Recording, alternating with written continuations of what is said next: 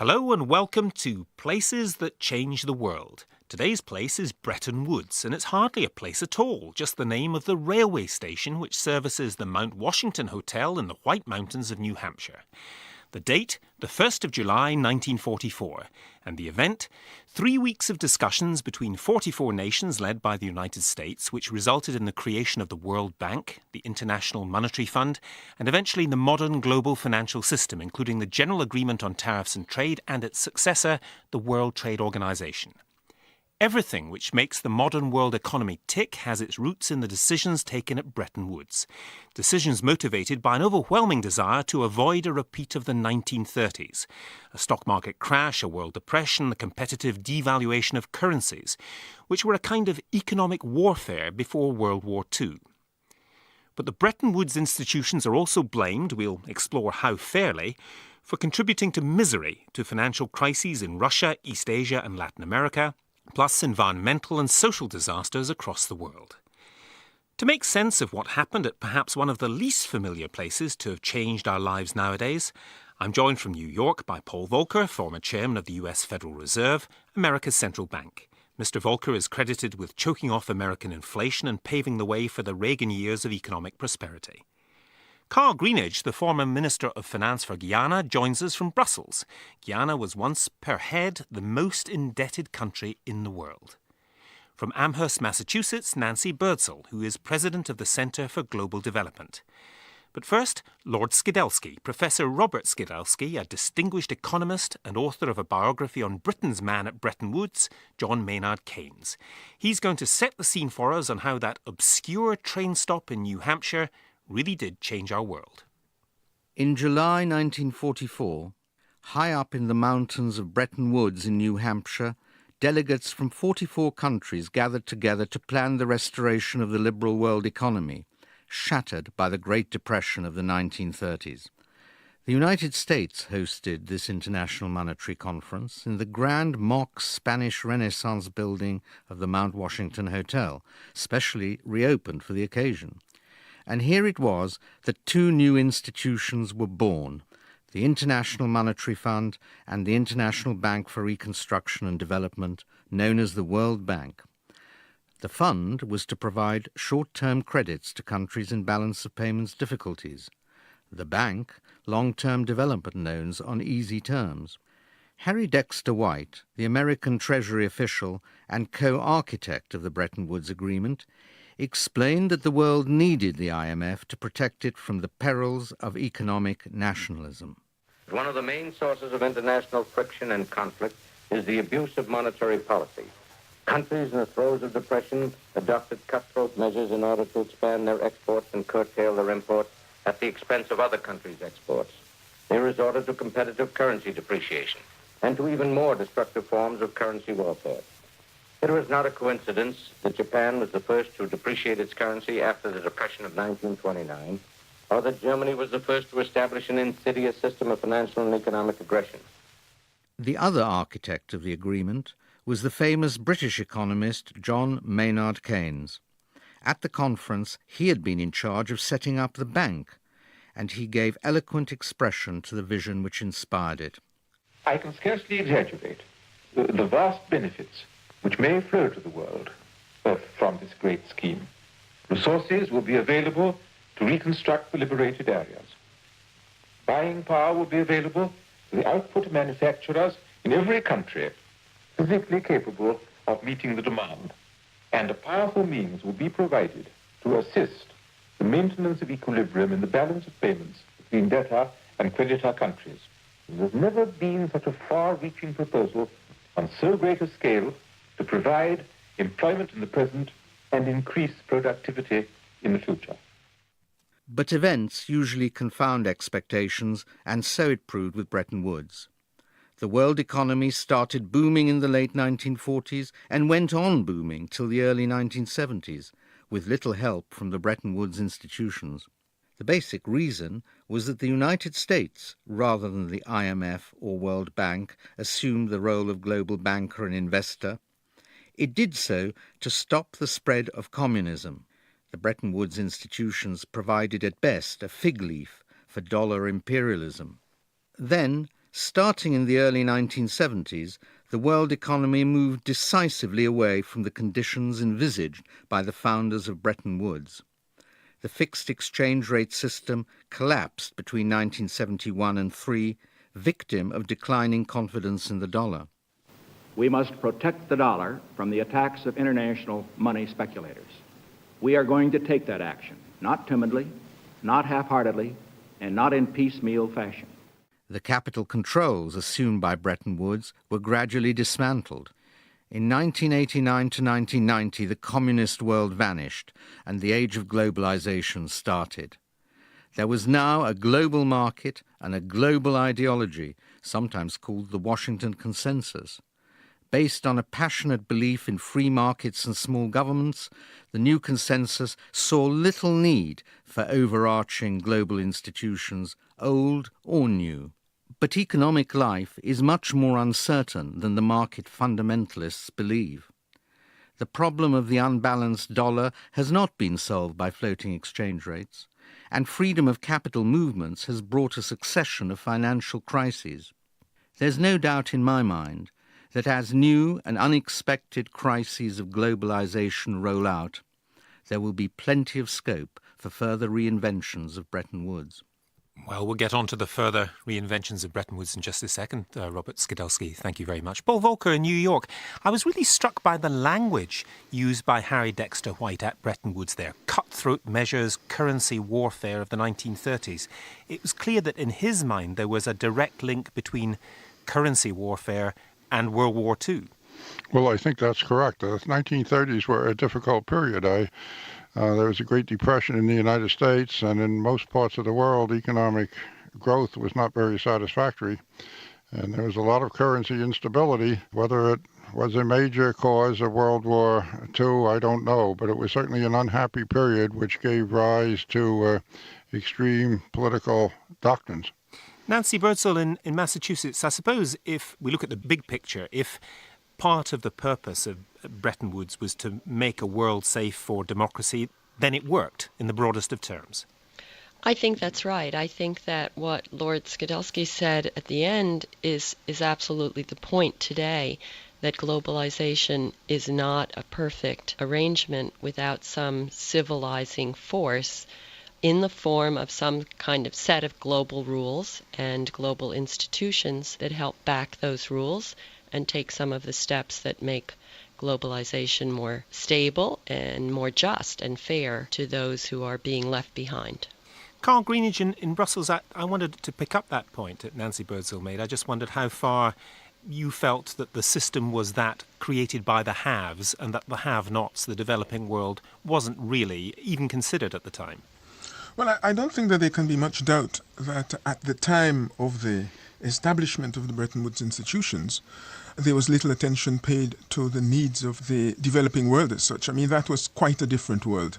It is still the case today that issues of governance, the role of the rich and the powerful in the institutions, and as well the question of giving the national authorities some element of sovereignty in decision-making, that remains an issue to be properly and fully addressed.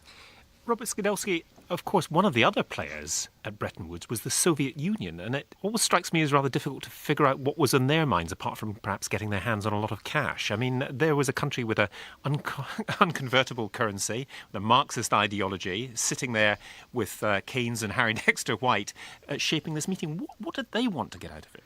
Yes, they were one of the big three, and therefore expected to be a major player in the post-war system, but they were quite unsuited to membership of these two institutions.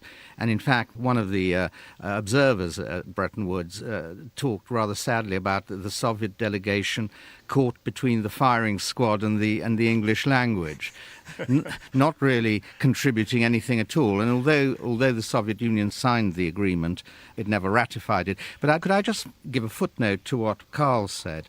I don't think it's entirely true to say that the needs of the developing countries were neglected at Bretton Woods.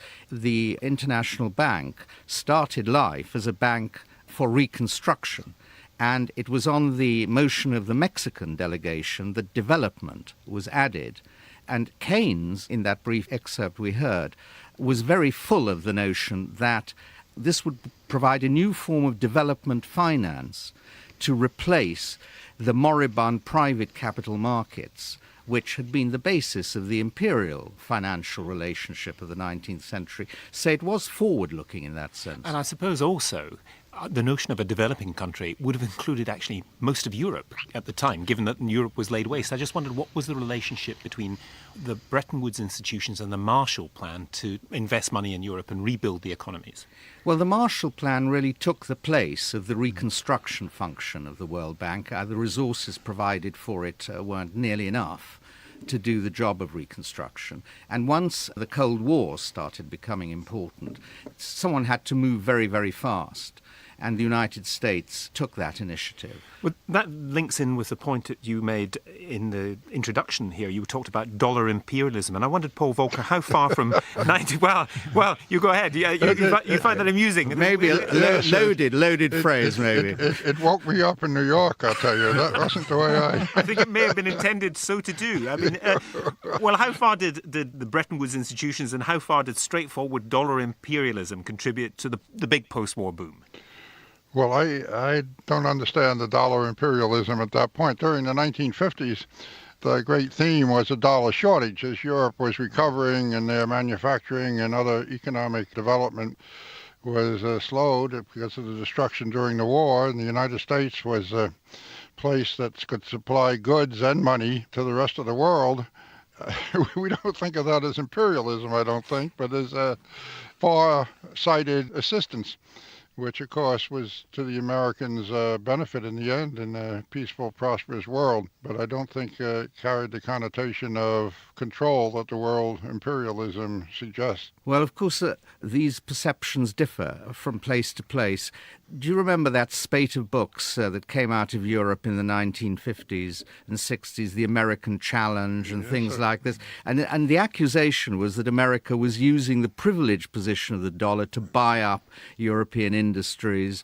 And, of course, later on, it's true that the dollar was the only currency with the right of seigniorage. The Americans could print dollars to cover their expenditure and their imports, and no other currency really had that privilege. So I think that's what gave rise to the perception. But I agree, it's a loaded phrase. It's something that would be used outside the United States, but not perceived as such in the United States. Ironically, I think the dollar is more important in the world today than it was back in those days, when it had a more official position as the world currency. Now it's got no official position, but it's even more widely used.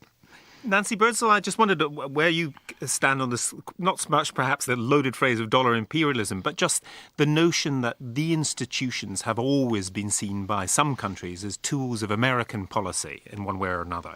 I think that that's right. There's a kind of inevitability about the reality that the more powerful and the rich will naturally have a greater role in setting the rules and implementing the rules. But that's the natural outcome of being the hegemon, not only in a military sense, but in an economic sense for such a long period. Paul Volcker?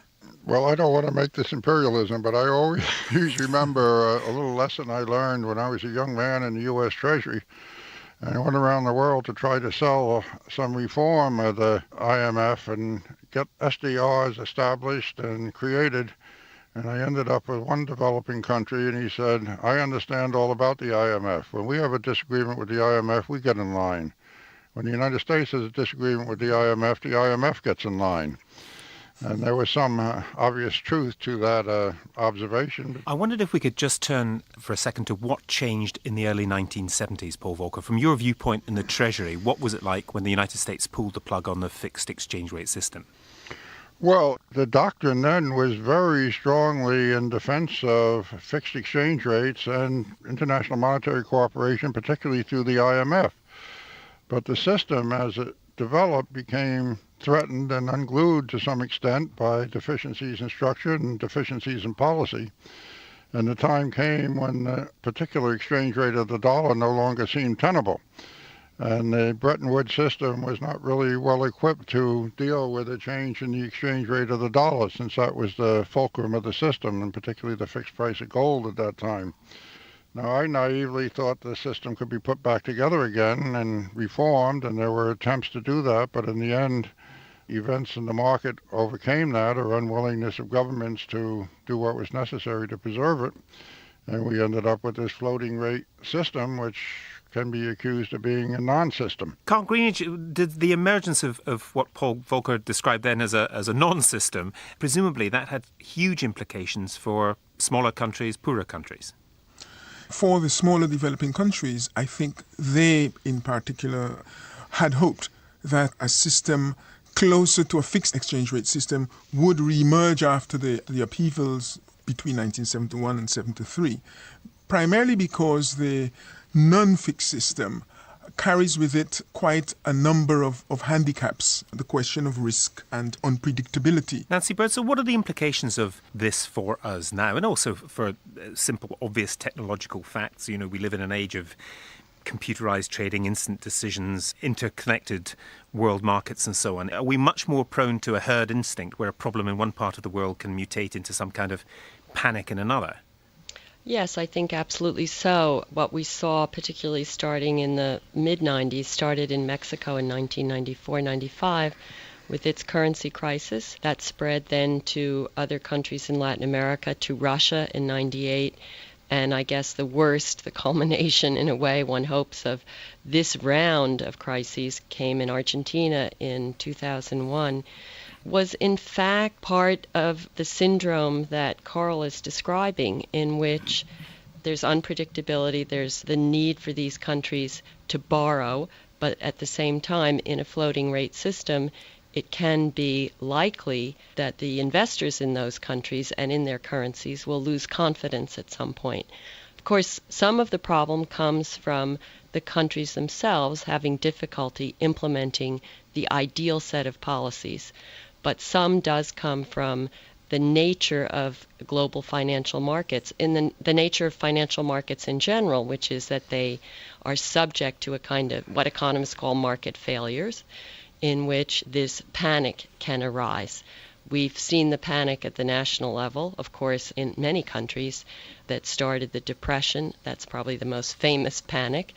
But countries like Brazil and Russia, in a way, were victims of a similar kind of panic at the global level that occurred because the system was no longer linked in terms of confidence by something like the gold standard. I think the IMF made a great mistake in urging premature liberalization of capital markets on emerging market economies before they'd developed a mature financial structures domestically. And I think that was in deference to a big shift in ideology. Market fundamentalists came into power not only domestically but in these institutions, including, for a time, the World Bank even, in the 1980s. And they thought that liberalization of capital movements would almost determine stable domestic financial policies. And that proved not to be the case. And this ideology inflicted huge damage on emerging market economies. I mean, the costs of the financial crises of the mid-90s were immense for East Asian countries and indeed for other countries, and their ripples extended all through the developing world. Paul Volcker, I mean, the core of this, I suppose, is the idea that one size fits all, that everybody should follow this Washington consensus, I suppose. Well, let me go back a little bit in terms of the breakdown of the IMF system in the early 70s. I don't think we emphasized enough that what had developed in the 1960s was freer capital movements. And you had much more movement of capital, but the volatility of international capital movements even then was a heavy contributor to the breakdown of the system as you began getting runs out of the dollar. Now we have much freer flows of capital, and I think what this has exposed and recent events have exposed is a basic fault line in the current arrangements. Big countries like the United States and the Eurozone and Japan can, to a considerable extent, live with floating rates because they have big domestic economies. Small emerging economies are ironically much more dependent on international markets, and they inherently don't have the kind of breadth and resiliency in their home economies and confidence in their currencies as a function of history and as a function of small size. So they tend to want to fix. but they haven't got anything to fix to very satisfactorily when the big currencies are floating. Let me bring in Carl Greenidge on that, and just maybe you could explain a bit background to us, Carl. When you became Guyana's finance minister, what kind of decisions did you have to take along these lines? How buffeted did you feel as the small country was by all these factors? All the way along until 1991, we found ourselves having taken the first step, persuaded the public, which was a very, very problematic public in terms of being politically aware. The former president had said the IMF recipes were a recipe for riot. That was his IMF programs. Was he right? Riot. I mean, what were the implications for the people? Was there rioting in the streets because of that? There was rioting next door in Venezuela, even as Guyana was implementing its own program. What would that mean for ordinary people, though? They had a pretty hard time, did they? Everybody had to tighten their belts. Yes, you had things such as the petroleum prices moved 525%. In the end, a gallon of petrol was the equivalent of 3.5 days of the minimum wage. So it had a severe impact on the urban community. It required compression of consumption, reduction of imports, and in many other places, lesser policies actually resulted in social and other disruptions. Let me bring in Nancy. Sorry to interrupt, Carl. Let me bring in Nancy Birdsall on that. I mean, is that obviously the details are different country by country, but is that a familiar story to you? Absolutely. I mean, 525% increase is definitely extreme in the price of gasoline for people on the street. But those who lack critical assets, whether it's financial assets or education, are likely to be worse off in the first round with these reforms. There's a problem of accountability. That goes back to the fundamental issue of who's running the World Bank and the IMF. Is it appropriate in a more global economy of the 21st century to have still a system of governance which actually reflects, for the most part, the distribution of power and influence way back in 1944 when Keynes and others were meeting in Bretton Woods? Right, I know Robert Skidelsky wants to come into that, but just before that, Paul Volcker, I mean, where is the room for China, Japan, Korea, India, Brazil? Why does China have fewer votes than Italy in the IMF and all those kind of questions? India, fewer votes than Belgium. It does make the structure seem very, very old.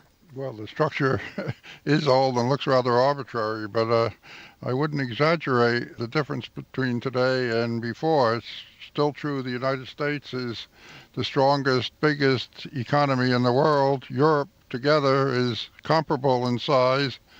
China is not going to be bossed around by the IMF very easily, I don't think, in a growing power in its own right, whatever the precise rules are in the IMF. And we can soon say the same thing about India. And thought that the smaller countries, the dozens and dozens of them, are going to have a strong influence individually or even collectively probably isn't very realistic. If I could interrupt, this conversation is bringing out a really critical dilemma for the global system today, which is, of course, it wouldn't work if the richer and more powerful countries didn't have more of that power in our global institutions, because our taxpayers would be less likely to support those institutions. At the same time, the question is whether these institutions can continue to be effective if populations in countries like Guyana and their economic and political leadership don't buy into the overall system, don't feel that they have some voice. Robert Skidelsky. I think in what Nancy's just said, there's reflected a real shift in thinking since the early days, because the institutions were basically founded to deal with the needs of the core countries in the system. And developing countries, they were on the map, but they weren't at the centre of the map. Now, the fact is that the rich countries don't need the institutions. And that's why the institutions have really emerged to service the needs of developing countries, emerging markets. And in that context, of course, the World Bank has moved into the centre of all development discussion at the moment. We haven't said much about the World Bank, actually. But the World Bank, its role is almost exclusively now focused on the problems of Africa. And they're discussed in a very different way from what used to be the case. I mean, Africa, a lot of sub-Saharan Africa, requires aid. It can't absorb loans even on a concessionary basis, which was what the World Bank initial mandate was. And so, in a way, the World Bank's become a specialist institution for dealing with problems of poverty which aren't being solved through the normal course of globalization. It's sort of almost on its own. It's ironic, in a way, that they have survived for more than 50 years with the same structure of power and, to a large extent, the same set of instruments, the same mandates that they had so long ago. That's a sign of how flexible they've been. But, of course, they're still highly imperfect, and they haven't adjusted enough to a greatly changed global system. Lord Skidelsky. These institutions should be a buffer between private investors and domestic governments, and they should be a buffer between national conflict. They need to civilize the capitalist system and also civilize national egoism. And unless they're there and are able to do that, the danger is that globalization will be reversed and that we will be back to the 1930s.